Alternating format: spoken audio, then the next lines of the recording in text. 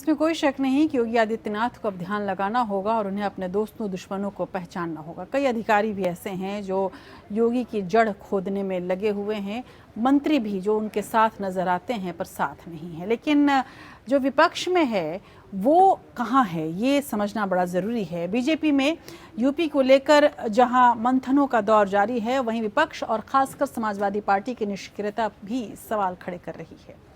अब ये निष्क्रिय कैसे हैं, आप इस रिपोर्ट को देखकर ही समझ जाएंगे। यूपी विधानसभा का चुनाव सर पर आ गया है। कोरोना की दूसरी लहर और कुछ हद तक किसान आंदोलन ने सत्तारूढ़ बीजेपी की राज्य में मुश्किलें बढ़ा दी हैं, लेकिन विपक्ष और खासकर समाजवादी पार्टी अभी तक बीजेपी के खिलाफ लोगों की बढ़ रही नाराजगी को भुना नहीं पाई है। सपा अध्यक्ष अखिलेश यादव की सक्रियता फिलहाल देखने को नहीं मिल रही है। ये ऐसा मौका है जब समाजवादी पार्टी को आगे बढ़कर फ्रंट फुट पर खेलना होगा। शायद अखिलेश यादव को इस मामले में अपने रिश्तेदार और आरजेडी के कर्ता धर्ता तेजस्वी यादव से सीख लेने की जरूरत है। हाल में बिहार में संपन्न हुए विधानसभा चुनाव में तेजस्वी यादव सत्ता पाने से भले ही चूक गए हों, लेकिन उन्होंने बिहार में पीएम मोदी और नीतीश कुमार के गठबंधन को कड़ी चुनौती जरूर दी है।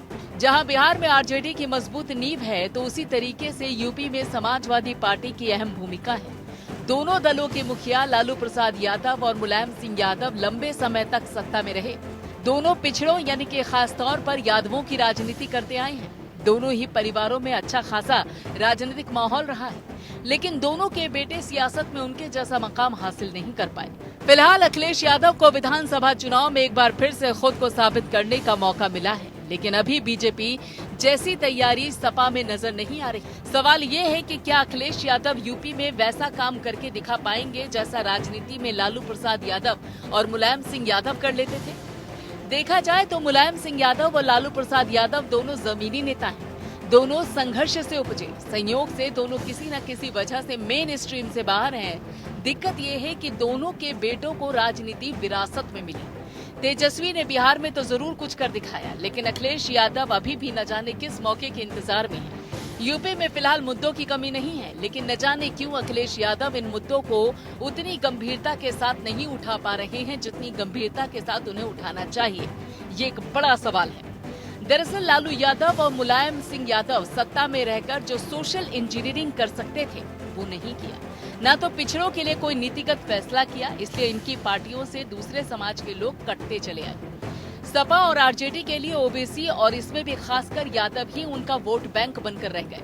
पिछले विधानसभा चुनाव में बिहार में मुसलमानों ने पूरी तरीके से आरजेडी का साथ दिया था, लेकिन यूपी में मुस्लिम वोट सपा और कांग्रेस के बीच बढ़ सकते हैं, जिसका फायदा बीजेपी को मिलना तय। सपा के पास कोई बड़ा ब्राह्मण नेता नहीं है।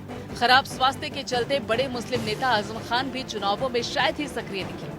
आज सामाजिक के साथ साथ इकोनॉमिक न्याय की लड़ाई है, और इस लड़ाई को लड़ने के लिए जो भी नेता अपना विजन ठीक तरीके से जनता के सामने रखेगा वो सफल होगा। अखिलेश यादव को इसके लिए लंबी लड़ाई लड़नी होगी, और इस समय मौका भी है और दस्तूर भी। जरूरत है कि अखिलेश आगे बढ़कर मोर्चा संभाले। Bureau report.